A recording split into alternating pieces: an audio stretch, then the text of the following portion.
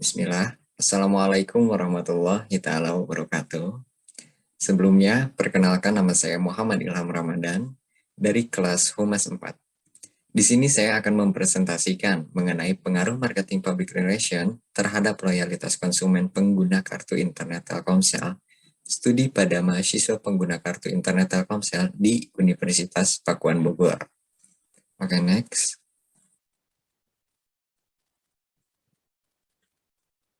Nah, di sini ada latar belakang, yaitu kenapa saya mengambil alasan ini, karena mengingat pentingnya peranan marketing public relation Telkomsel dalam mengimbangi persaingan dengan meningkatkan kesetiaan pada merek melalui berbagai cara promosi dan menciptakan suatu citra positif bagi perusahaan. Seperti itu. Kemudian, sehingga dapat mempertahankan loyalitas pelanggannya.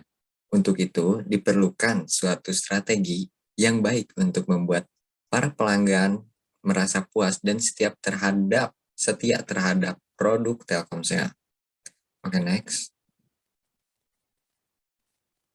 Nah, di sini ada rumusan masalah dan tujuan penelitiannya, yaitu rumusan masalahnya itu yang pertama, apakah marketing public relation berpengaruh terhadap loyalitas konsumen? Yang kedua, bagaimana loyalitas konsumen pengguna kartu internet Telkomsel? Kemudian ada tujuan penelitiannya. Yang pertama itu untuk mengetahui pengaruh marketing public relation terhadap loyalitas konsumen. Yang kedua, mengetahui loyalitas konsumen pengguna kartu internet Telkomsel. Next. Nah, di sini ada metode penelitiannya. Yang pertama itu ada jenis dan lokasi penelitian. Jenis penelitian ini yaitu kuantitatif. Adapun lokasinya itu di Universitas Pakuan atau seluruh mahasiswa Universitas Pakuan yang menggunakan kartu internet Telkomsel. Kemudian ada populasi dan sampel. Nah, populasi dalam penelitian ini adalah pengguna kartu internet Telkomsel di Universitas Pakuan Bogor. Kemudian ada jenis data. Jenis data ada dua. Yang pertama itu primer. Pada penelitian ini menggunakan data, hasilnya yaitu menggunakan kuesioner. Kemudian jenis data yang kedua itu sekunder, yaitu menggunakan dokumen-dokumen pada mahasiswa Universitas Pakuan. Oke, next. Kemudian ada metode pengumpulan data, yaitu kuesioner atau angket. Merupakan teknik pengumpulan data yang dilakukan dengan cara memberi seperangkat pertanyaan atau pertanyaan tertulis pada responden untuk dijawabnya. Kemudian ada analisis regresi linear sederhana, yaitu suatu alat analisis yang digunakan untuk mengukur pengaruh antar variabel bebas X dan variabel terikat Y. Kemudian selanjutnya ada analisis koefisien determinasi, yaitu intinya mengukur seberapa jauh kemampuan model dalam menerangkan variasi variabel dependent. Kemudian selanjutnya ada uji T atau parsial ya, yaitu jawaban sementara terhadap rumusan masalah, yaitu dengan menanyakan hubungan antara dua variabel atau lebih. Rancangan penguji hipotesis digunakan untuk mengetahui korelasi dari kedua variabel yang diteliti. Seperti itu. Oke, lanjut next. Nah, selanjutnya ada uji validitas. Nah, uji validitas ini penguji sejauh mana suatu alat ukur yang digunakan untuk mengukur variabel yang ada. Kemudian ada uji reliabilitas. Nah, yaitu indeks yang menunjukkan sejauh mana suatu alat ukur yang dapat dipercaya atau dapat diandalkan. Seperti itu. Kemudian ada uji asumsi klasik, yaitu tahap awal yang digunakan sebelum analisis regresi linear.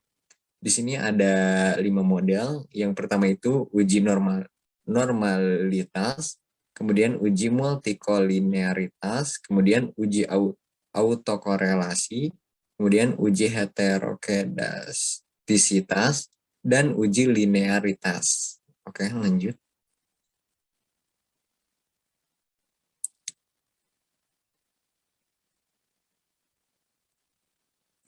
Nah, selanjutnya ada hasil dan pembahasan.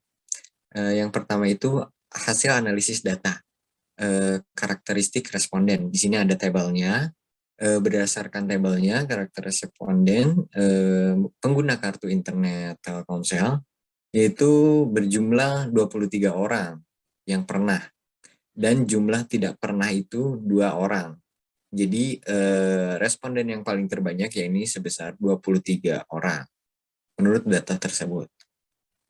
Kemudian di sini ada menurut domisili ya, yang berasal dari Kota Bogor adalah 8 orang. Kemudian untuk Kabupaten Bogor adalah 13 orang. Dan untuk luar Kota Bogor ada 2 orang. Jadi jumlah yang terbanyak yaitu dari Kabupaten Bogor. Kemudian di sini ada rumus sampel slopin. Nah, itu ada rumusnya. Jadi kita mengambil populasi yaitu 600 dan tingkat kepercayaannya 95% adalah 240 sampel. Tetapi hasil kuesioner hanya mendapatkan hasil sampel 25 dan intinya 23 orang yang pernah menggunakan kartu internet Telkomsel di Universitas Pakuan seperti itu. Oke, next lanjut. Nah, kemudian ada hasil uji kualitas data. Yang pertama itu hasil uji validitas. Di sini ada tabelnya ya.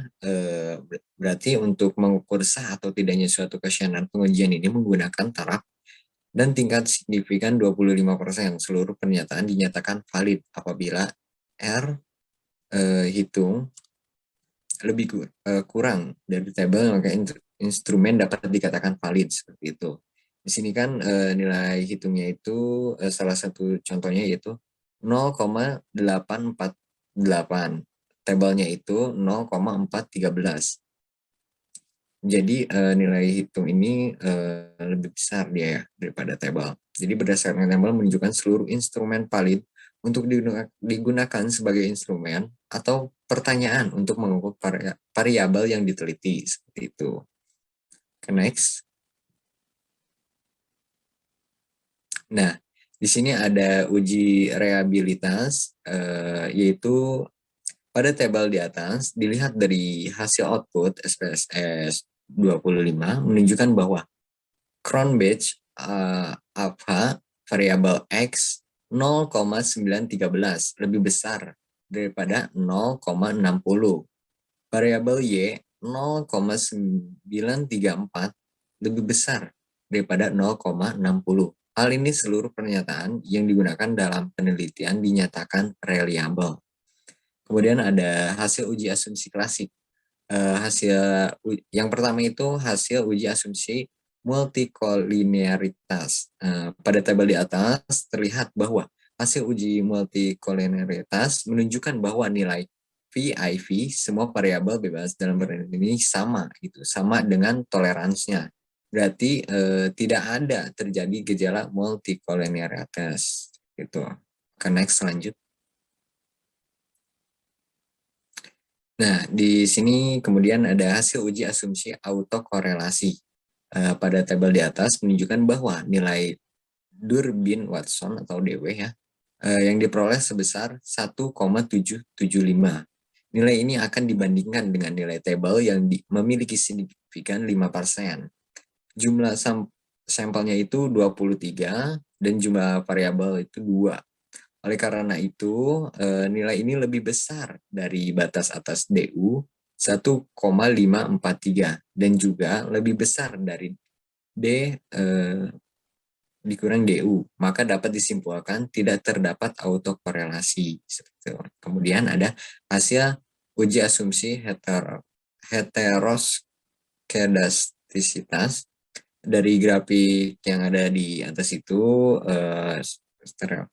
terlihat bahwa titik-titik penyebaran secara acak serta tersebar baik di atas maupun di bawah angka 0 pada sumbu Y seperti itu. Next lanjut. Kemudian ada hasil uji asumsi normalitas. Nah, berdasarkan hasil analisis dari tabel dari gambar di pinggir ini, melihat maupun grafik normal plot. Standar Listener dapat disimpulkan bahwa grafik histogram memberikan pola distribusi yang normal, sedangkan pada grafik normal plot terlihat titik-titik menyebar sekitar garis diagonal. Kedua grafik ini menunjukkan model regresi tidak menyalahi asumsi normalis. Jadi dapat disimpulkan bahwa model regresi pada penelitian ini memenuhi syarat untuk menjadi model regresi yang baik karena merupakan model regresi yang memiliki distribusi data normal atau mendekati normal. Seperti itu. Kemudian ada hasil uji asumsi linearitas. Hasil pengujian menunjukkan scatter plot tidak membentuk pola tertentu sehingga dapat disimpulkan bahwa model pada penelitian ini memenuhi syarat untuk menjadi model yang baik karena linearitas terpenuhi. Seperti itu ya. Ke next. Kemudian di sini ada hasil analisis regresi linear sederhana. Diketahui dari konstanta sebesar 2,287,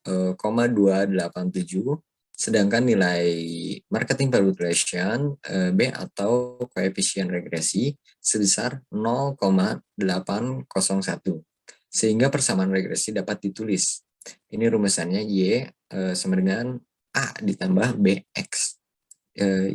A-nya itu 2,287 ditambah 0,801. Persamaan ini tersebut diterjemahkan. Konstanta sebesar 2,287 mengandung arti bahwa nilai konsisten variabel kepuasan pelanggan adalah sebesar 2,287.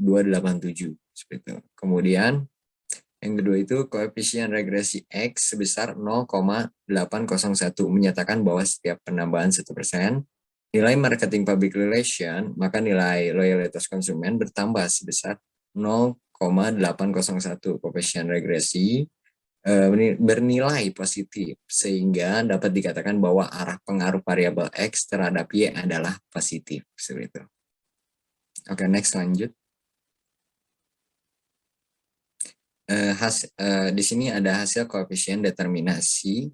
Pada tabel di atas menjelaskan nilai korelasi hubungan atau R, yaitu sebesar 0,790. Dari output tersebut diperoleh koefisien determinasi R square sebesar 0,623.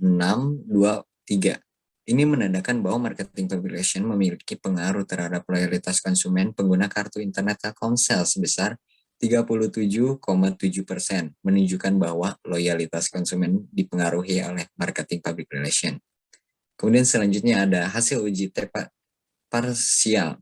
Berdasarkan hasil output di atas, maka dapat dijelaskan sebagai berikut. Nilai C 0,000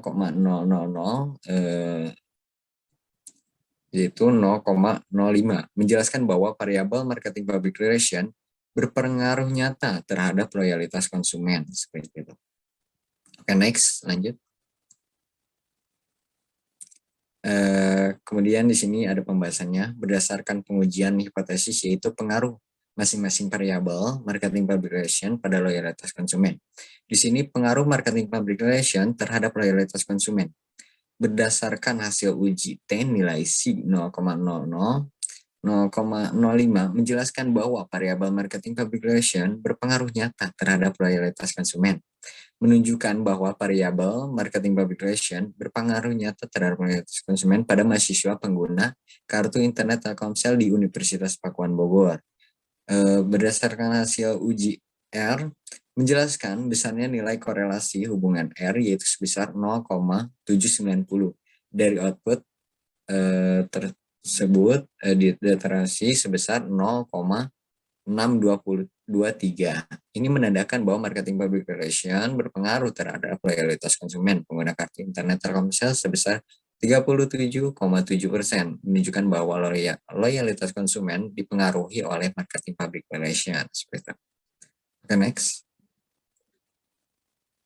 Nah, di sini ada simpulan dan saran. Simpulannya itu, berdasarkan hasil penelitian mengenai pengaruh marketing public relation terhadap loyalitas konsumen pengguna kartu internet Telkomsel, marketing public itu dapat disimpulkan bahwa marketing public relation berpengaruh positif terhadap loyalitas konsumen.